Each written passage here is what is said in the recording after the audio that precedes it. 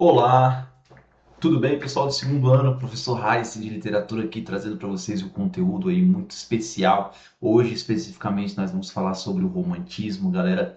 Lembrando aí que é muito importante que a gente entenda o romantismo para que a gente, quando for passar para o próximo movimento literário, que é muito mais cobrado no país, que a gente sabe que é o realismo, a gente consiga entender essa ideia de contraste.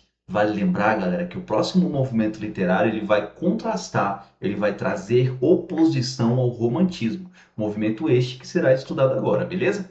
Para que a gente consiga também entender o romantismo no Brasil, primeiro a gente vai fazer uma rápida introdução sobre o romantismo em Portugal, como aconteceu, como ele rolou por lá, e quais foram as influências que fizeram com que chegasse aqui na nossa terra brasileira, as influências aí, os ideais do romantismo vivido lá em Portugal, beleza? Eu vou espelhar aqui para vocês a nossa tela, certo? Aqui, mostrando aqui meu rosto na parte inferior do slide. E aí, galera, olha lá. A primeira coisa importante, sempre que nós vamos estudar literatura, eu vou até voltar aqui o meu rosto, sempre que a gente vai estudar literatura, a gente precisa se ater a três aspectos principais dos movimentos literários. Primeiro, qual era o contexto histórico em que ele aconteceu? Vale lembrar que a literatura reflete os nossos acontecimentos. Nós gravamos o que nós estamos vivendo.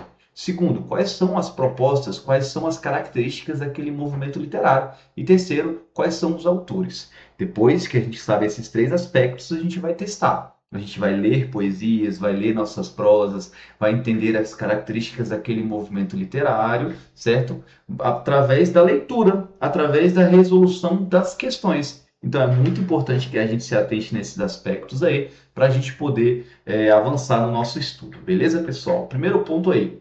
A primeira fase do romantismo, lá em Portugal, ela ocorre lá, ó, aqui eu vou marcar para vocês, deixem apenas eu puxar aqui, certo? Ó, de 1825 a 1840, tá? Então a gente teve a questão dos ideais do iluminismo, que de fato influenciaram também a nossa literatura. Vale lembrar que o movimento do romantismo, ele não foi só uma proposta literária e artística.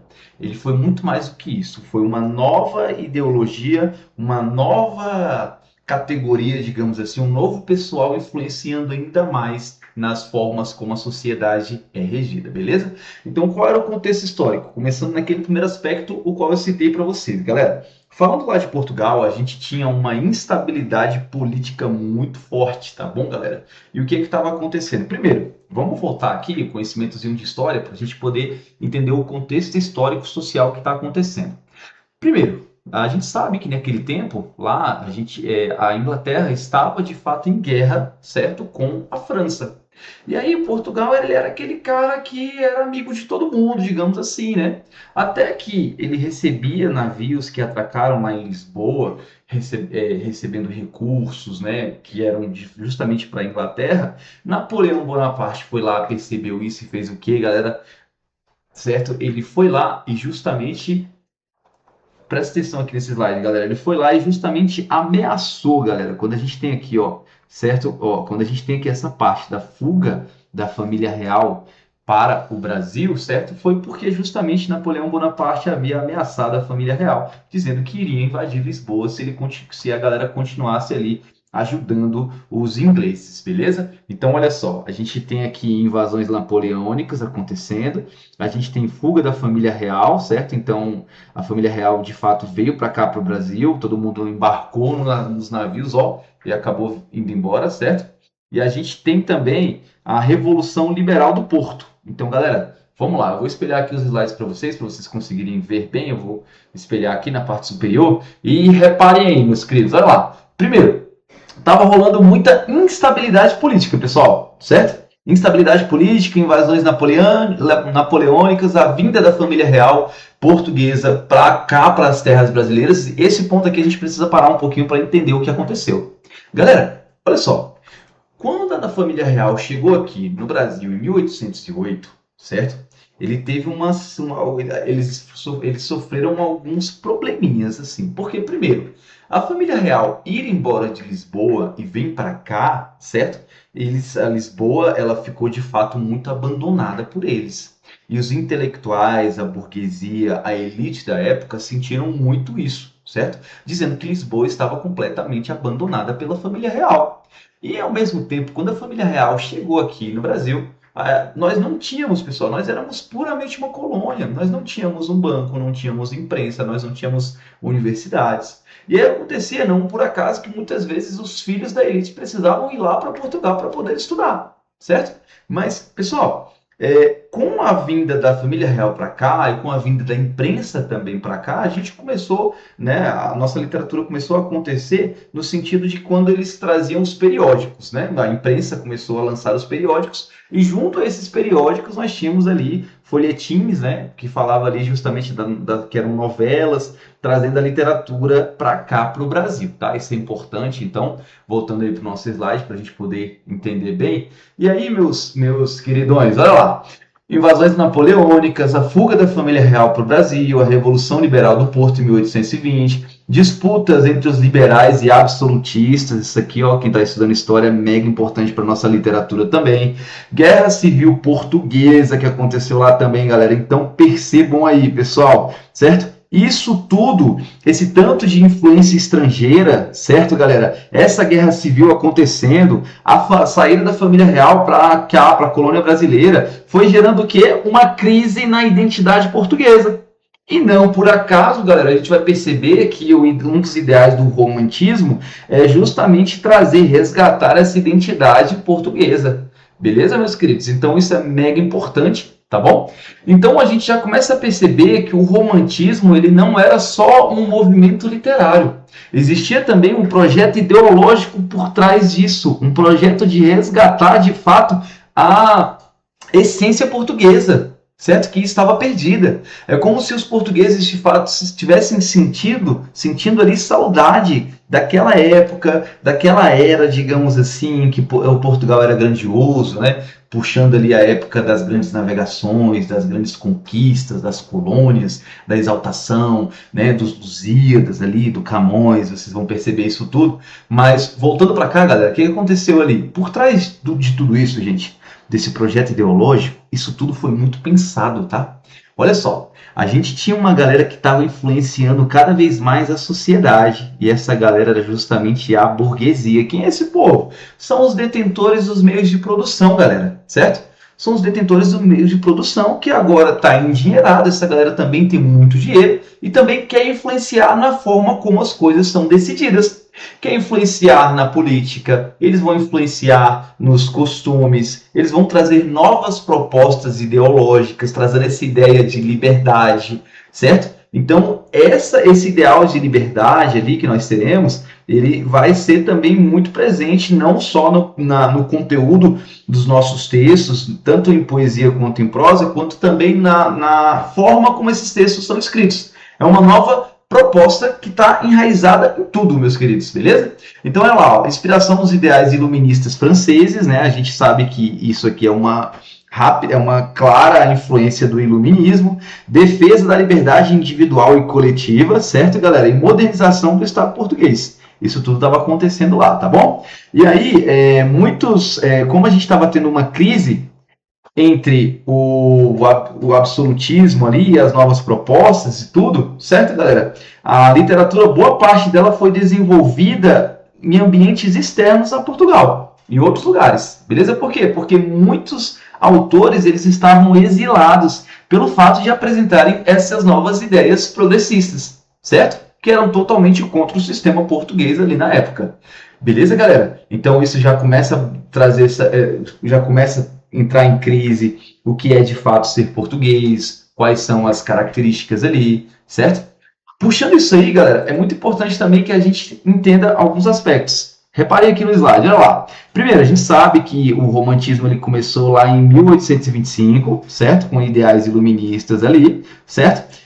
Boa parte dele ali, muitos autores, foram produzidos ali, boa parte dessa literatura foi produzida fora, principalmente lá em Paris. Vale lembrar que o escritor chamado Almeida Garré, olha ali, galera, esse cara aqui mesmo, que eu estou marcando o nome dele, certo?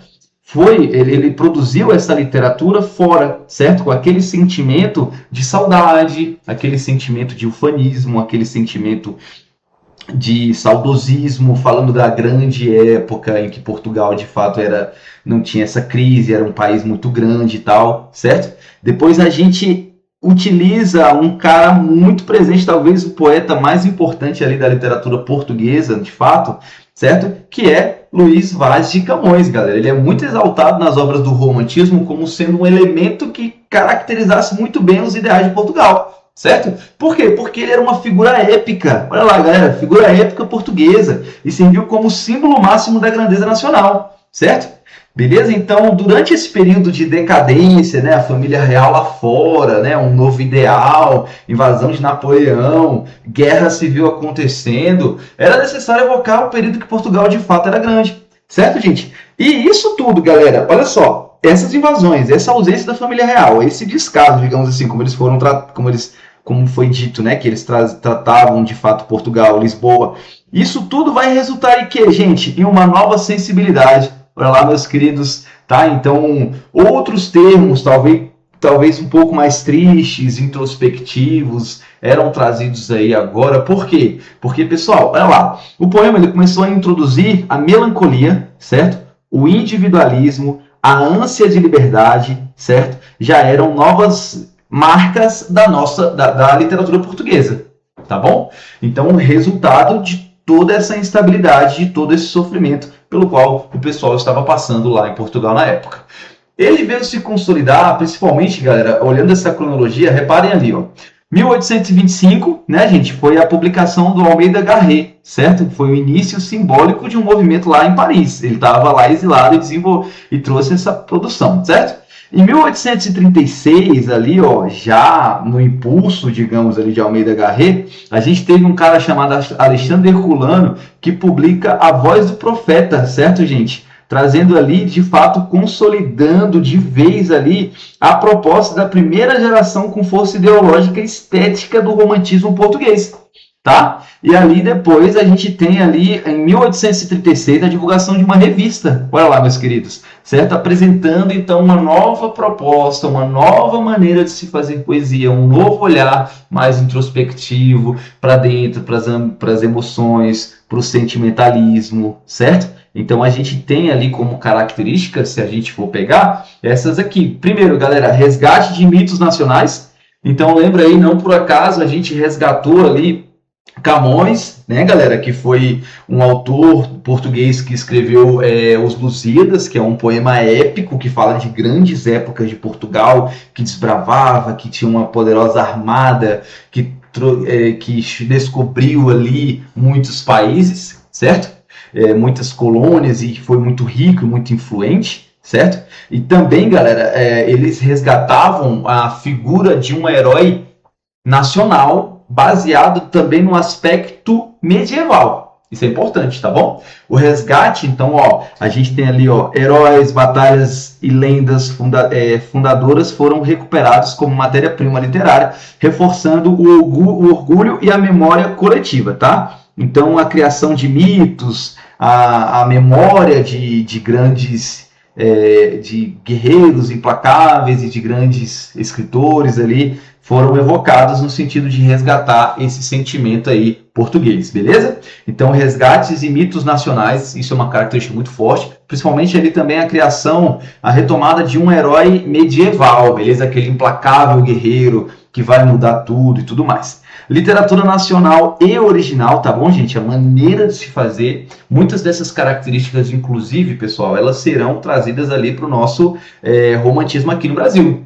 Como a gente sabe, né, como eu falei no início dessa aula, os filhos da elite brasileira, eles tinham a oportunidade de viajar para fora, viajar para Lisboa e lá ter contato com as propostas, com as novidades da literatura, certo? E logo em seguida, quando eles voltavam, eles traziam novas maneiras de se fazer a literatura, poema, qual era a moda da época, e isso influenciava a nossa produção aqui também, certo? E aí a gente tem outra característica importante, o saudosismo lusitano, tá bom, galera? Então o que? Olha só, gente, ele está resgatando o que é uma coisa, o que é o saudosismo. O saudosismo, gente, é aquele resgate do passado, digamos, aquela saudade, aquela idealização de uma época que já foi, um sentimento que já foi, certo?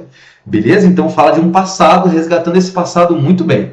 Depois a gente tem algumas características. Pessoal, olha só, característica da Idade Média com espelho. Isso aqui é mega importante, tá bom? certo? Então, como a gente sabe, castelos, cavaleiros, mosteiros, batalhas fundadoras da nacionalidade, lendas e romances medievais, a figura do trovador. Opa, ó galera, isso aqui tudo é mega importante para vocês. Por quê, meus queridos? Reparem aí, ó.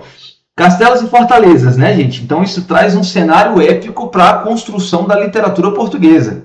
Depois, cavaleiros e heróis nacionais, tá? A necessidade de se criar de fato um herói, certo? Depois a gente tem aqui, ó, mosteiros e vida religiosa medieval, tá bom, gente? Como de fato a religião, não existe nada melhor do que a religião para se resgatar a cultura, para se falar daquele povo, tá bom?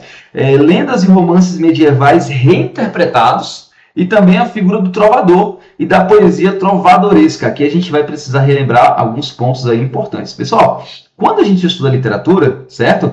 A gente sabe ali, o primeiro movimento literário do qual nós temos notícia de fato, que os historiadores conseguiram encontrar, foi o trovadorismo, certo, galera? Esse trovadorismo, eles encontraram ali através de arquivos, de arqueologia, de fato, por muitas pesquisas, e encontraram aí cancioneiros, né? Esses cancioneiros reuniam as cantigas que eram feitas lá na Idade Média, mais ou menos no ano de 1180, certo? E aí eles conseguiram encontrar vários cancioneiros e estabeleceram a nomenclatura daquele movimento literário que seria o trovadorismo. Então o trovadorismo, ele resgata muitas questões medievais, certo, gente? Aí a gente vai lembrar das cantigas, tinha cantiga de amor, cantiga de amigo, cantiga de escárnio, cantiga de maldizer, beleza? Recuperando isso aí, volta para cá, meus queridos, olha só. Então, quando a gente tem aqui essa parte do trovador, a gente vai lembrar do príncipe trovador, aquela pessoa, né, que vai declamar a sua poesia num tom épico, num tom alto, retomando ali, talvez com saudade, de um Portugal que já passou, certo, gente? De um Portugal que já foi, beleza? Então, olhar para o passado, na verdade, talvez fosse uma resposta à crise pela qual eles estavam passando. Crise em quê? Crise em tudo. Crise na política, agora uma nova galera está querendo trazer uma nova proposta de valores. Crise também com a ausência da família real, certo? Invasões napoleônicas de toda forma, guerra civil. Então, pessoal, estávamos de fato com saudade, né? Querendo retomar aquela questão, aquele passado que já foi, beleza? E aí, dentro disso, galera, a gente tinha também outras questões trazidas para dentro da literatura. Compromisso liberal, certo, gente? Olha lá, o Garré e Herculano, eles traziam essa questão, né, gente? Eles participavam ativamente de lutas políticas. E essa literatura, ela carregava um engajamento ao liberalismo, digamos assim, de forma muito clara, de forma muito explícita, tá bom? Reflexão sobre criar. Isso aqui é mega importante, galera. Que reflexão é essa, pessoal? Olha só, o romantismo, ele trouxe uma nova proposta, certo? Para tanto o texto em prosa quanto o texto em poema, em poesia, tá bom? É importante a gente lembrar disso, porque afinal de contas a gente tinha muito texto, muitos poemas com versos brancos, que não tinham rimas necessariamente, nem tinham métrica.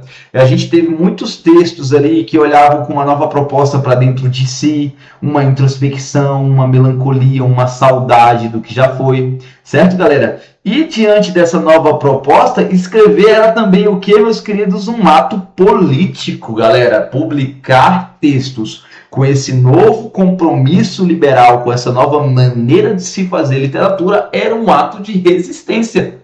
Então, a literatura, ela era uma consequência, certo, gente? Um ato de ação diante desse novo contexto pelo qual os portugueses estavam passando, certo? E aí a gente tem ali, galera, os autores principais que influenciaram nesse movimento.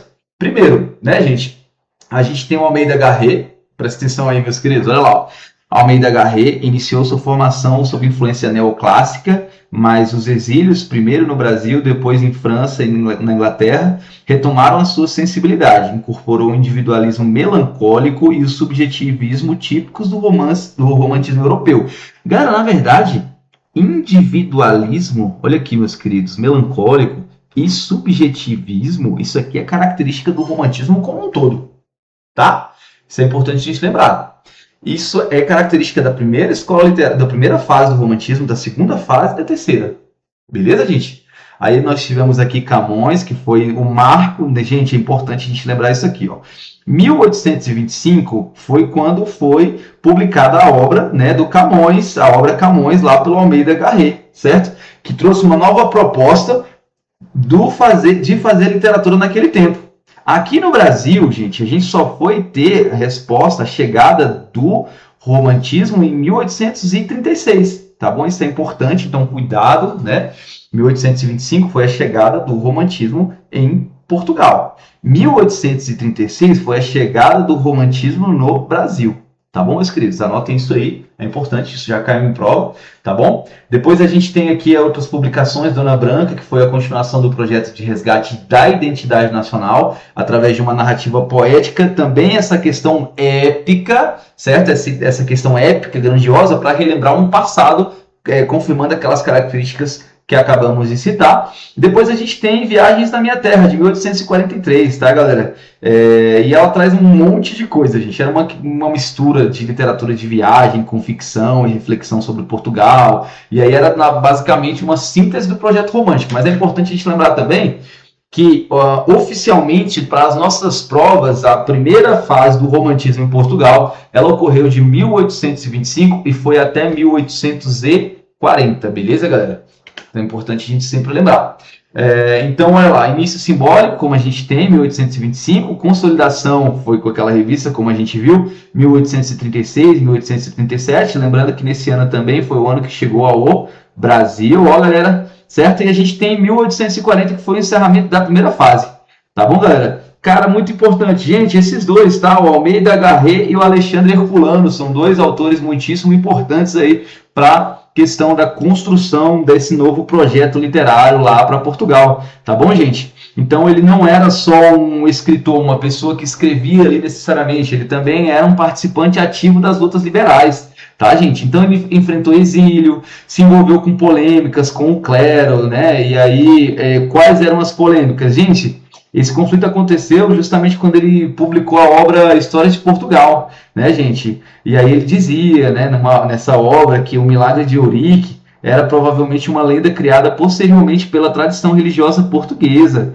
Então ele meio que contrariava as verdades ali apresentadas pela igreja. Tá bom, gente? Então, de fato, a gente tinha ali uma briga, galera, uma briga mesmo que estava acontecendo lá em Portugal. Tá bom, pessoal? Eu espero que vocês tenham entendido. Isso aqui é um conteúdo de introdução para a gente poder pegar mais na frente o conteúdo do romantismo no Brasil. E eu vou ficando por aqui, pessoal. Muito obrigado pela atenção de vocês. Lembrem-se aí, tá? Estudem o contexto histórico-social, as características do movimento literário e os autores. Depois disso, vamos ler poesias, prosa e vamos resolver questões também. Beleza? A gente vai partir logo mais agora na próxima aula, que vai ser o romantismo aqui em solo brasileiro, 1836. E é isso. Pessoal, muito obrigado por tudo e até mais.